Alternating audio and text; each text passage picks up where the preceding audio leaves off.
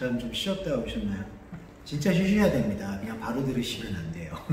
이 쉬면서 이렇게 이 머리도요, 그러니까 이게 두뇌 활동도 이렇게 좀 환기를 시켜줘야 돼요. 우리가 요즘 코로나 사태 때문에 환기의 중요성을 마치 나타내듯이 이 머리도 계속해서 이렇게 쌓아놓으려고만 하다 보면은 이게 좀 순환이 안 될 경우가 있어요. 그래서 꼭 쉬었다 오시라는 의미는 그런 의미도 있으니까 바로 듣지 마시고요. 혹시 바로 들으신 분 있으면 지금 끄셨다가 한 15분 정도 커피나 드셨다가 뭐 트레이 저기 어디 좀 걸었다가 오셔서 다시 들으시면 좋겠습니다.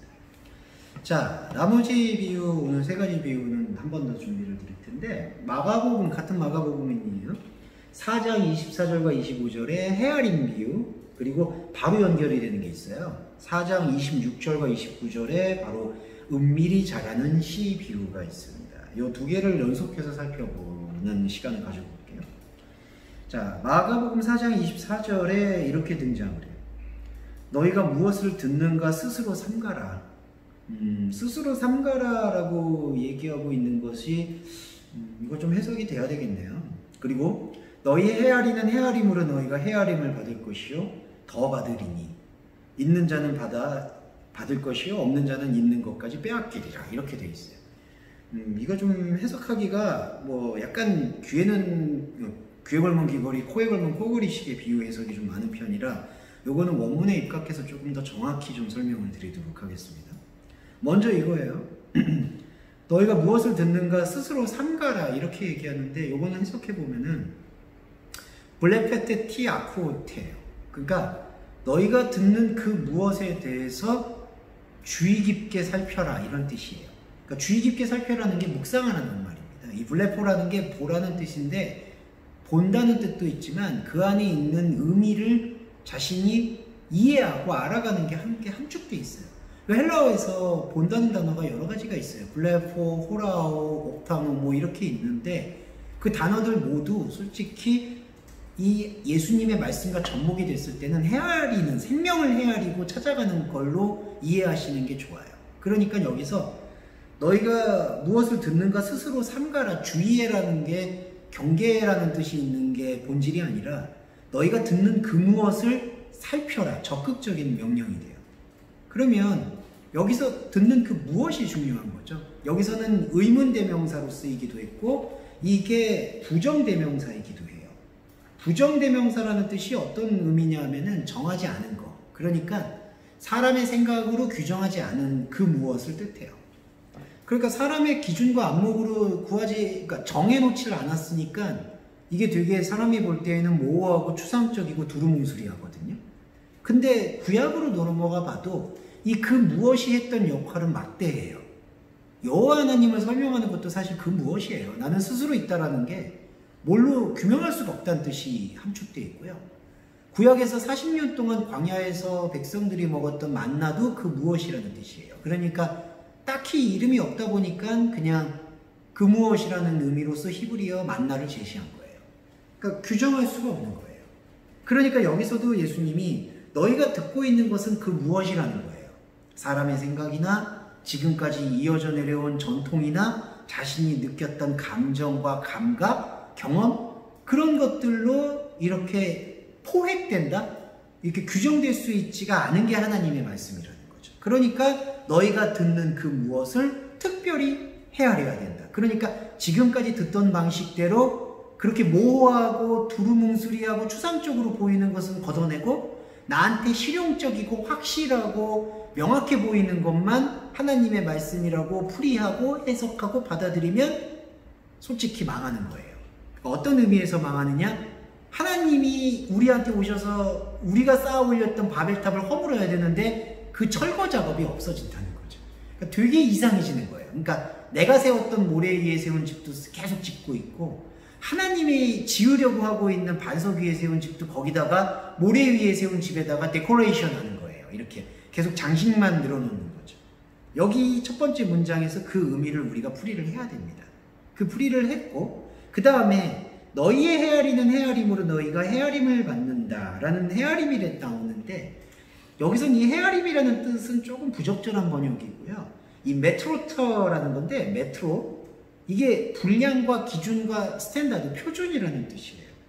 그래서 이 뜻은 앞에서 말씀하시는 것에 대한 부연 설명이죠. 앞에 뭘 말씀했나요? 너희가 듣는 그 무엇에 대해서, 그러니까 너희들의 기준과 표준이 아니라고 생각하는 것을 오히려 들여다봐야 된다는 얘기를 하셨잖아요. 그러니까 그것에 대한 반대 설명으로 지금 너희들은 너희들이 생각하는 메트로, 너희들이 생각하는 분량과 기준에서만 판단하고 행동하고 의미를 부여받는다는 뜻을 예수님이 지적하시는 거예요.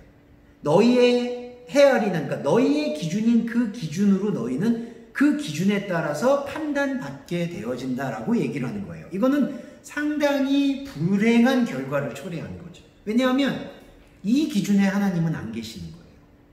그리고 이 기준은 사람이 세운 기준이에요. 그런데 더 안타까운 거는 사람이 세운 기준인데 그 기준 위에다가 하나님의 이름을 데코레이션, 장식물처럼 얹혀놓은 거예요. 그러니 종교적 감정은 올라오는 거죠. 왜냐하면은 장식미라는 게 이제 미학적인 단어 중에 장식미가 있는데 뭔가를 화려하게 장식하고 있는 그러한 인간의 미학적인 예술 활동을 통해서 우리는 감동을 받아요. 그래서 우리가 중세시대를 넘어가고 지금도 여러분 스페인 같은 데 보면 아직도 가우디 성당은 지어지고 있잖아요. 저는 건축적으로 되게 존중하는데 그러한 장식미가 우리한테 영적인 감동을 주는 게 아니라는 거예요. 착각하지 말아야 된다는 거죠. 그게 이 헤아림의 인간 판단 기준의 문제점이에요. 그리고 여기서 말씀 중에 조금은 오역이 되어 있는 부분이 있는데 한글 번역 중에는 이렇게 되어 있죠. 너희가 헤아림을 받을 것이요 또 더 받으리니, 뭐 이런 게 나오는데 또 더 받으리라는 이 단어의 구절을 풀이를 해보면 이렇게 돼요.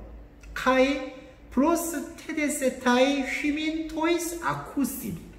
이 뜻은 어떻게 풀이가 되냐면 듣는 너희들에게는, 듣고 있는 너희들에게는 그것이 더하여질 것이다 라고 얘기를 해요.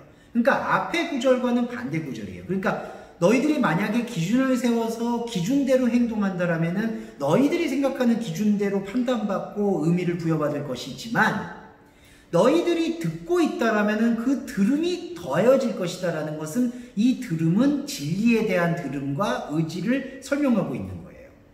자, 그러니까 앞의 문장에서의 판단은 부정적인 거고 뒤의 문장에서의 들음은 긍정적인 거죠. 이때 긍정적인 건 뭐냐면은 우리가 지금까지 들었던 것을 나는 나의 생각으로 왜곡해서 들어왔다는 사실을 일단 고백을 하고, 그리고 내가 추상적이라고 느꼈던 그 무엇에 대해서 눈을 돌리기 시작하는 마음의 문을 여는 상태. 그게 바로 듣는 사람들이고 그 듣는 사람들에게는 프로세테세타이, 더하여지는 역사가 일어나는 거예요. 이때 더하여지는 게 뭘까요? 인간의 기준에서 모호하고 추상적이고 두루뭉술하게 여겼던 것이 영적인 차원에서 확실하고 명확하고 뚜렷해지는 거예요. 우리가 이게 개념이 전환되는 게 힘들어요. 이래서 고난인데 이 고난의 과정을 조금만 견디면 이 프로세테세타이의 이 더하여지는 영적인 압도적 은혜에 우리가 그 압도적 물길에 참여할 수가 있다는 거죠.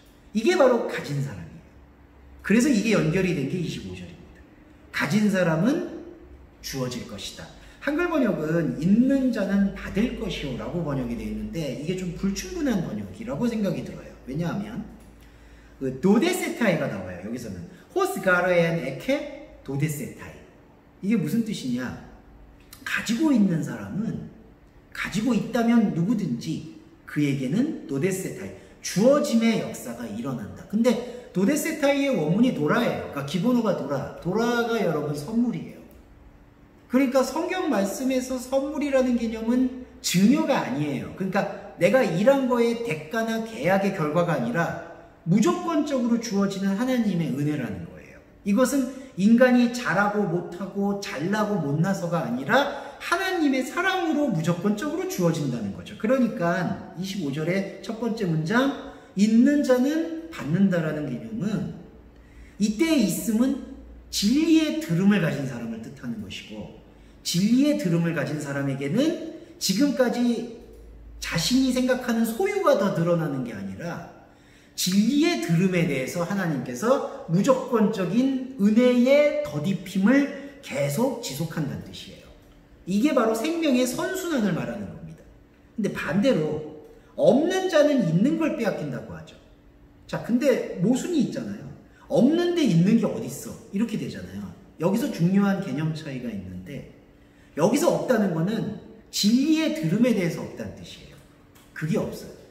그러면 반대로 진리의 들음에 대해서 없는 사람은 뭐가 있을까요? 자기 기준이 있죠.